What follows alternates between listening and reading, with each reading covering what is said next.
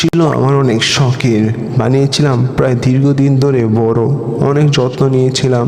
প্রায় চুল বড় রেখেছিলাম 310 দিনের মতন, প্রায় 1 বছরের কাছাকাছি। কিন্তু ভেবেছিলাম চুলগুলো আরো বড় করব, আরো বড় করে বাবরি বানাবো, কিন্তু আর হলো না। আজ কেটে ফেলা হলো একটি কোনো কারণে। কেটে ফেলেছি, একদম শূন্য করে ফেলেছি। শূন্য হয়ে গিয়েছে সমস্ত আশা, রেখেছিলাম যত চুল নিয়ে স্বপ্ন বাসা, সব গেল আজ ভেঙে কেচির তলে পড়েই। তো আশাগুলো অনেক ছোট ছিল, কিন্তু তবু আমার এই ছোট আশাগুলো আর পূরণ হলো না। কেটে ফেলা হলো আজ এই আমার চুলগুলো। সবাই বলছে এই আমার চুলের জন্য নাকি আমি অসুস্থতে পড়েছি, এই চুলের জন্যই নাকি আমার শরীর স্বাস্থ্য নষ্ট হয়ে যাচ্ছে।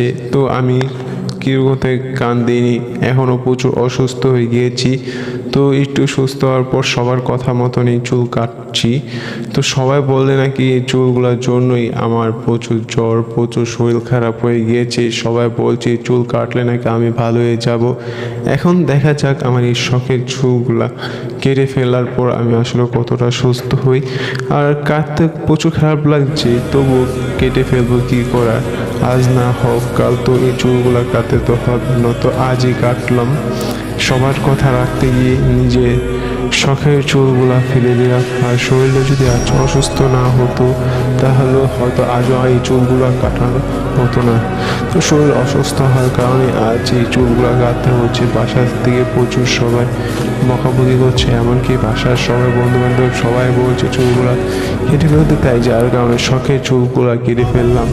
প্রায় দীর্ঘদিন 300 দিনের উপরে চুলগুলো রেখেছি, প্রচুর যত্ন নিয়েছি।